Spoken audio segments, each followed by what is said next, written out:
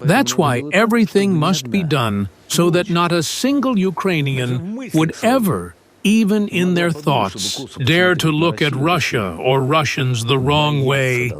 They must be afraid, and we don't need their love. We need their fear. We loved them since 1991. In Russia, it's the same old playbook. Cynical threats, relentless strikes on Ukrainian cities in the dead of winter, all because real progress on the battlefield has failed. When you can't win a war, you terrorize civilians instead.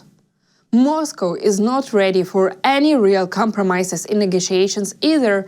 Instead, it has already turned to criticizing Donald Trump, whining about Indian companies refusing to buy Russian oil, and complaining about Elon Musk finally cutting off Russian access to Starlink. In short, everyone is to blame except Russia and the war it started. New week, new Russian nonsense. I'm Sofia and this is Spin Snipers, where we tear apart Kremlin drama and tear up the brutal facts fast.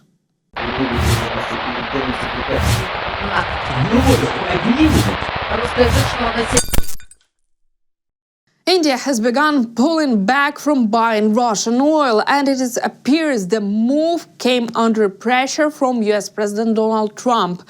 He has already welcomed India's decision and lifted previously imposed tariffs in response. In Moscow, this caused outright shock. How dare India, once labeled a loyal partner, suddenly side with the West? Just yesterday, Russian media were happy to call Trump a friend of the Kremlin. Today, they are already shouting about him as an enemy. In Moscow, friendship lasts exactly as long as it remains profitable.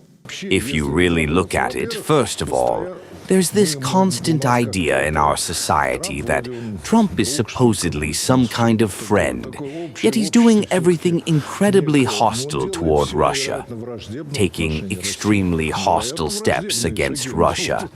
I'm not even talking about the fact that despite the talks, he continues to supply intelligence and weapons. And just listen.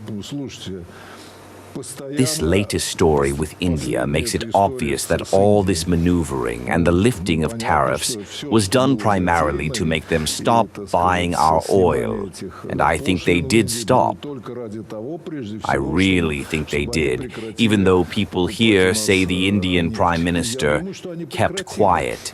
But what is he supposed to say, and why should he say anything when there are private companies that are simply told, that's enough?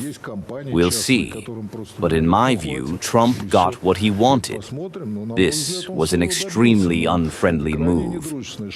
And this is not the only reason Moscow is getting nervous. Fighting the old way is no longer an option. Elon Musk responded to the request from Ukraine's Minister of Defense to address the use of Starlink by Russian attack drones. And for Russia, this turned into a full-blown disaster. Starting February 5th, Russian Starlink terminals reportedly began failing en masse.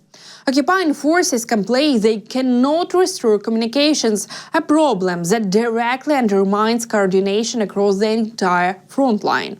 Still, Kremlin mouthpiece Vladimir Solovyov insists it's a not big deal. Right.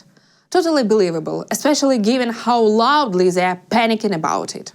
Yes, at some point we started using Starlink. But almost everywhere, it's just one of the tools. Yes, it's very convenient. Yes, it's broadband internet. But we were flying and striking targets even without it. Command and control of the troops has not been lost. Any competent military commander doesn't just duplicate communications, but usually also builds redundancy. So I'm talking to many people at the front right now, and yes, it's inconvenient. But command and control has not been lost. Communications have not been lost. Everything that needs to fly goes exactly where it needs to. And the work continues. But you know what? Russian whining does not seem to stop. This time it has spilled over diplomacy.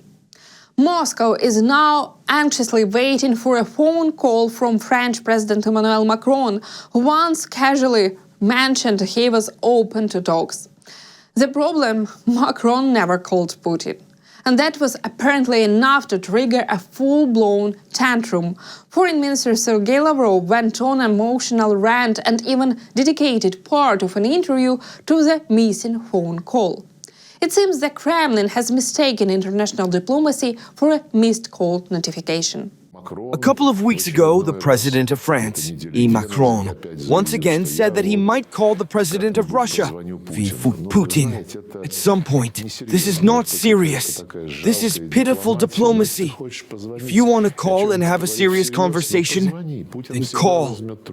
The president of Russia will always pick up the phone and listen to any proposals. And if it comes to serious proposals, I dare assure you they will not go unanswered. There will be a serious, concrete, practical response. Here is a question. If you hate Europe so much, if Russian TV keeps screaming that it should be destroyed, then why all these phone calls? Why is it desperate waiting for contact? Or is it hypocrisy just not an issue anymore? Meanwhile, Russia continues its cynical bombardment of Ukrainian cities during freezing winter temperatures. This year, the strategy of trying to break Ukraine by cold is especially blatant. Its pressure, an attempt to force Ukraine into surrendering Donbas or accepting yet another set of ever-changing Russian demands. And at the same time, both Kremlin propagandists and officials suddenly remember that their own cities are losing power too.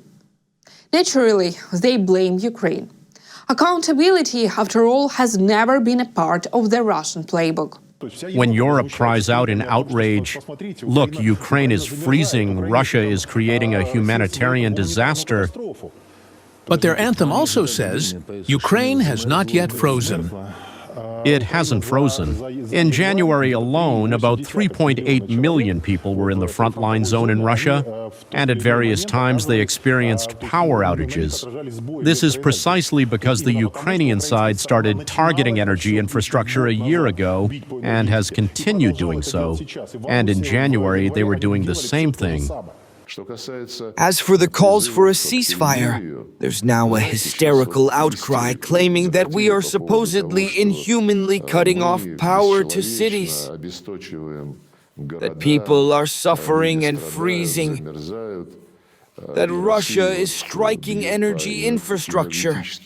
We never initiated these actions. It was the Ukrainians who were the first to strike energy facilities and other civilian targets, including residential buildings, shops, and hospitals. And a year ago, a passenger train was blown up with no military component whatsoever. Oh, sure, Ukraine attacked Russia. Ukraine started a war against a peaceful neighbor. Go on, tell us more. Or maybe, just maybe, it's time to stop lying and using those lies to justify cynical strikes on another country's territory. Perhaps admit the obvious. This is your signature move. Violence, terror, attempts to break an entire nation. You only started screaming about it when Ukraine proved it has the strength to strike back. Because Russia understands nothing but force. It's why Ukraine's president has said clearly, we are ready for a new energy ceasefire. The real question is, are you? Meanwhile, Lavrov has been on a roll lately. Once again, he dusted off the same old excuse. The war, apparently, is the West's fault. A familiar routine. When facts run out, blame someone else. The fact that NATO is doing exactly what is prohibited, pursuing dominance.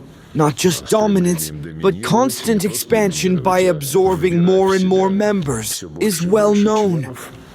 The attempt to swallow Ukraine, turn it into a staging ground against the Russian Federation. Establish military bases on its territory and deploy weapons aimed at our country left us with no choice but to launch a so-called special military operation. Following appeals from the self-proclaimed Donetsk and Luhansk People's Republics, and after many years of trying to explain to the West at the highest level how destructive its policy of dragging Ukraine into this deadly game was. Honestly, this endless nonsense about NATO, the so-called People's Republic in Donbass, and Ukraine being a military staging ground against Russia is exhausting even to explain anymore. Anyone who has followed NATO's foreign policy knows this. For years, Ukraine was not seen as a ready candidate for a membership. But even if it had been, so what? Ukraine is an independent, sovereign state with the right to make its own decisions. What Russia clearly wanted was not a neighbor, but a puppet. And that only actor that actually turned Ukraine into a battlefield was Russia itself, when it invaded in 2014. All this rhetoric only reinforces one thing: Moscow is not prepared for a long-term peace or for any meaningful compromise. Everything that Europe and Ukraine are generating today isn't secret. It's just dumped in a huge stream and called Ukrainian wants. So when the European side starts talking about an iron porcupine, meaning that the Ukrainian side must be stuffed with weapons, deployed along the contact lines, build an 800,000-strong army, and so on, that's the whole set of fantasies they can even imagine. Against this backdrop, reaching an agreement is impossible. We cannot negotiate under this approach when Zelensky says he wants peace, but he wants his own version of peace. This is his peace, especially given the flow of drugs he receives, which he interprets in his own way. So let's be clear, under what conditions are negotiations even possible? A Ukraine that no longer exists as a state? Because that's exactly the outcome many in Russia would happily accept. And they're not even hiding it. Russian state TV openly features calls for violence against Ukrainians. So no illusions here. This is what Russia's idea of peace actually looks like. No compromise, no coexistence, no Ukraine. He's going to start singing his song about Kyiv right now, while at the same time Belgorod is being flattened. And I'm supposed to feel sorry for those.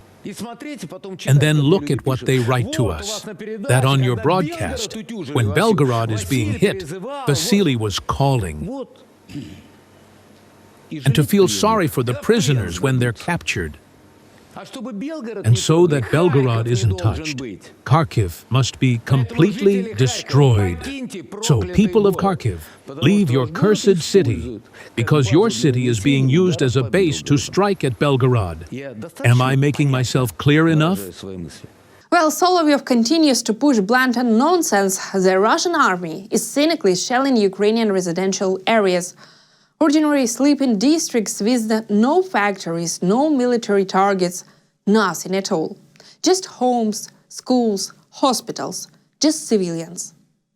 And yet on Russian state TV they keep repeating the same mantra: we don't strike those targets. This is a blatant lie, one that costs Ukrainian civilians their lives every single day. It should be emphasized that the armed forces of the Russian Federation do not target the residential sector with any firepower.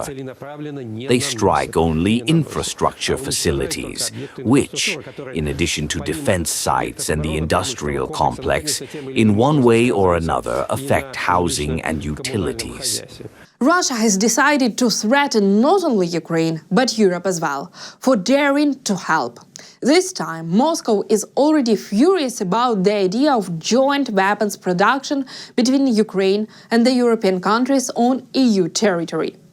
The logic is obvious. Factories that are not under constant missile fire can actually work efficiently. But in Russia, as usual, this is framed as another existential threat. An odd picture, a nuclear power that threatens everyone around it, yet seems terrified of factories, cooperation, and anything it cannot control. In my view, they are absolute enemies. And they must understand that if they produce these missiles on their territory that are going to be fired at our cities, those sites become a legitimate target, the transit points through which everything passes. Terror and its justification. That's how Russia envisions the so-called peace. And it's clear they are not ready for it.